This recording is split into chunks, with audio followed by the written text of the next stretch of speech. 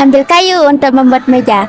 Kayu disatukan dengan paku. Sebelum presentasi dibuka, kuucapkan salam terlebih dahulu. Assalamualaikum warahmatullahi wabarakatuh.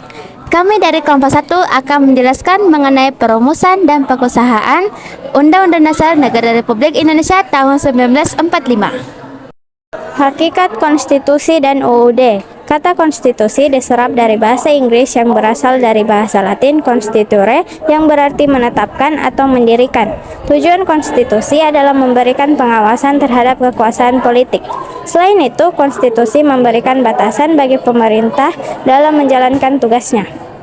Konstitusi dalam arti luas terdiri dari konstitusi tertulis dan konstitusi tidak tertulis.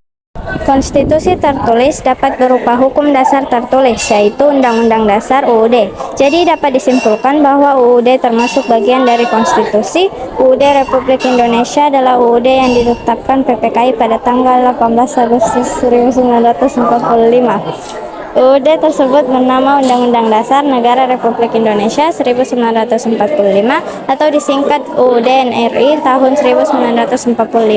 Dengan demikian, kedaulatan rakyat dipahami dan dilaksanakan berdasarkan UUD NRI tahun 1945 dan menjadi pedoman dan norma hukum di bawahnya. Perumusan Undang-Undang Dasar Negara Republik Indonesia tahun 1945. Proses perumusan Undang-Undang Dasar untuk negara Indonesia dilakukan sebelum Indonesia merdeka oleh Dokoritsu JNBL Cosakal atau Badan Penyelidik Usaha-Usaha Persiapan Kemerdekaan (BPUPK).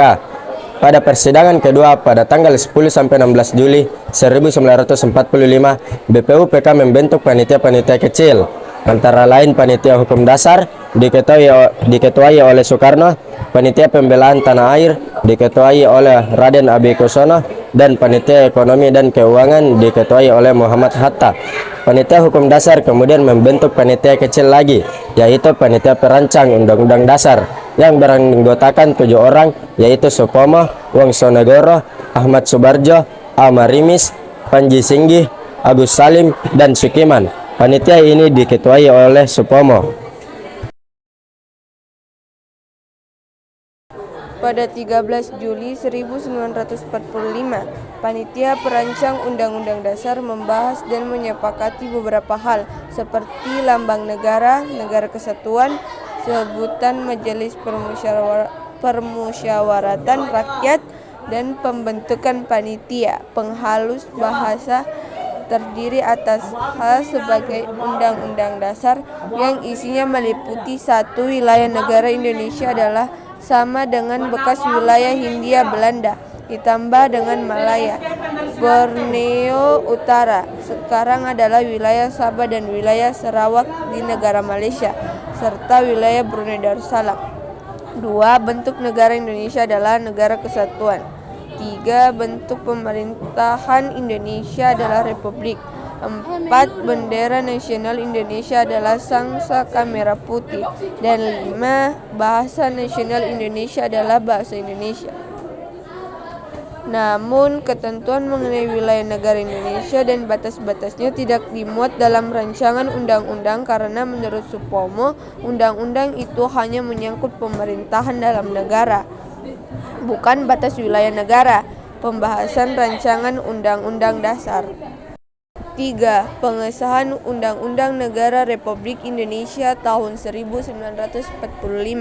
A. Pembentukan PPKI. Pada 7 Agustus 1945, BPUPK dibubarkan. Selanjutnya dibentuk Dokuritsu Junbi Inkai atau Panitia Persiapan Kemerdekaan Indonesia atau PPKI.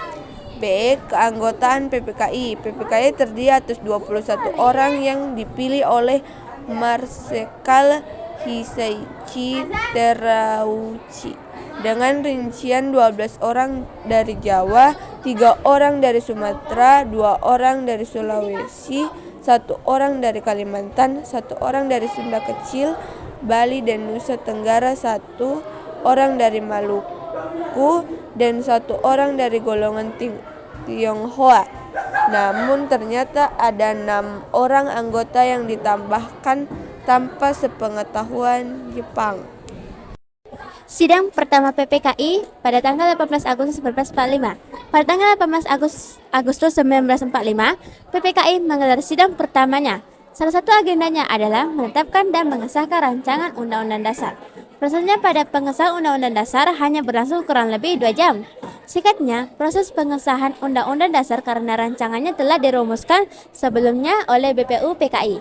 Selain itu, faktor semangat persatuan dan kesatuan untuk segera membentuk Undang-Undang Dasar membuat sidang tersebut berjalan dengan lancar. Para anggota sidang membahas rancangannya Undang-Undang Dasar dalam suasana kekeluargaan, cermat, teliti, dan menghargai antar anggota. Sidang pertama PPKI menghasilkan keputusan sebagai berikut. 1. Menetapkan dan mengesahkan Undang-Undang Dasar Negara Republik Indonesia tahun 1945. 2. Memilih dan mengangkat Soekarno sebagai Presiden Republik Indonesia. 3. Membentuk Komite Nasional Indonesia Pusat atau KNIP yang berfungsi membantu Presiden dan Wakil Presiden sebelum terbentuknya lembaga-lembaga negara sebagaimana diamanatkan dalam Undang-Undang Dasar Negara Republik Indonesia tahun 1945. Sebelum disahkan PPKI melakukan perubahan tertentu pada rancangan Undang-Undang Dasar yang dihasilkan BPUPK. Dalam sidang pertama PPKI ini melalui 2 tahap, yakni sebagai berikut.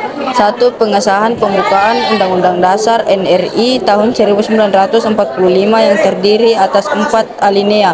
1. Pengesahan batang tubuh Undang-Undang Dasar NRI. Batang tubuh merupakan rangkaian kesatuan pasal yang bulat dan terpadu. Terdapat materi yang dapat dibedakan menjadi 2 bagian ya sebagai berikut. 1. Pasal-pasal yang berisi materi pengaturan sebagai berikut. 1. Pasal-pasal yang berisi materi pengaturan sistem. Materi ini pada umumnya terdapat pada pasal-pasal pemerintahan negara.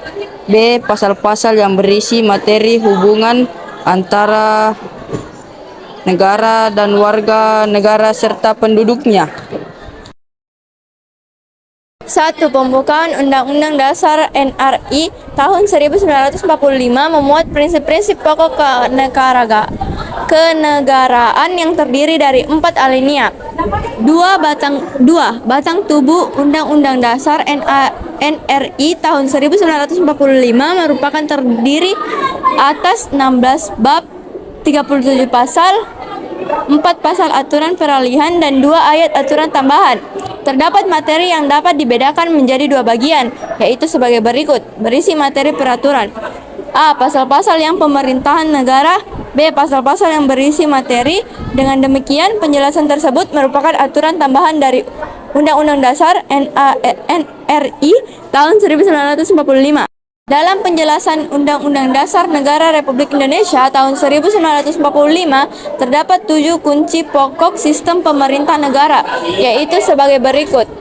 Rokstat negara Indonesia berdasarkan atas hukum, bukan berdasarkan kekuasaan belaka. Sistem